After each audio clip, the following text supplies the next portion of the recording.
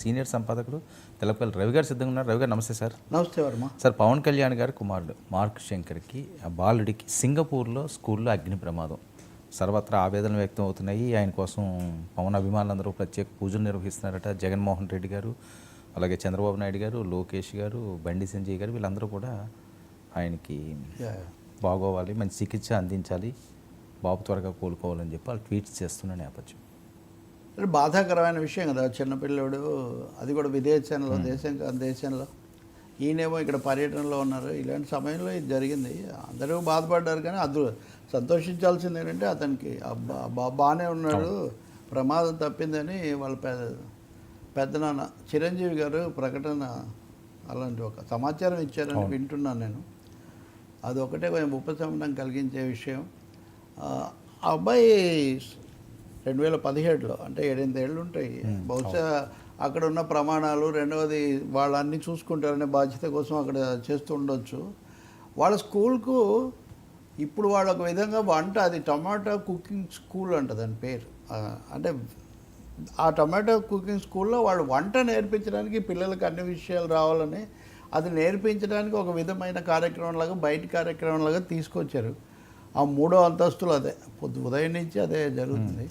ఆ ప్రమాదం జరిగింది. దాన్ని వెంటనే అతని పిల్లలందరినీ కూడా 19 మంది దాకా ఉన్నట్టున్నారు, వాళ్ళను రక్షించి తీసిపోయారు. ఇంకా చికిత్స కూడా అందుతుంది, కానీ కొంచెం కాలిన గాయాలు, మంటలు కదా ఇవి, పైగా చిన్నపిల్లలు.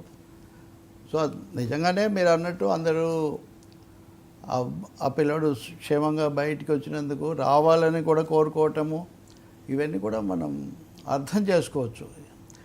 పాపలు మంచికి రూపాలు, దేవుడి గుడిలో దీపాలని పిల్లలంటే ఇంకేముంది, వాళ్ళు క్షేమంగా ఉండాలని కోరుకుంటారు.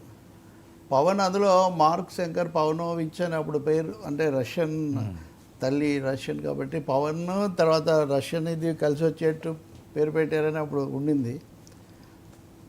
అబ్బాయి క్షేమంగా రావాలని పవన్ కళ్యాణ్ ఏమో ఇక్కడ పర్యటనలో ఉన్నారు. ఇది అవగానే వెళ్తానని చెప్పారు అంటున్నారు, అన్నీ తెలుసుకుంటున్నారు. అంటే ఈ కురిడి గ్రామంలోని వాళ్ళు ఎప్పటి నుంచో వెయిట్ చేస్తున్నారు. అక్కడ సమస్యలు ఉన్నాయి. ఇంత ప్రమాదం జరిగినా సరే అధికారులు కానీ లేకపోతే నేతలు కానీ, సరే మీరు ఇమీడియట్గా వెళ్ళిపోండి సింగపూర్, బాబుకు బాగాలేదంటే, లేదు ఇది కార్యక్రమం అయిన తర్వాత నేను వెళ్తాను అని చెప్పి ఆయన మాట్లాడడంలో అది కూడా తప్పకుండా ఆయన దగ్గర ఉన్న సమాచారం అది అక్కడ అన్నీ అందుతున్నాయి, చేస్తున్నారు అనేది ఆయన తెలుసుకొని ఉంటాడు. ఖచ్చితంగా అది బాధ్యత తీసుకుంటారు కదా, అందులో ఏం సమస్య లేదు. కానీ ఒక విధంగా మంచిదే అది. అంటే ప్రజల జీవితంలో ఉన్నవాళ్ళు ఇటు కుటుంబం పట్ల, ఇటు ప్రజల పట్ల కూడా వాళ్ళకి బాధ్యత ఉంటుంది.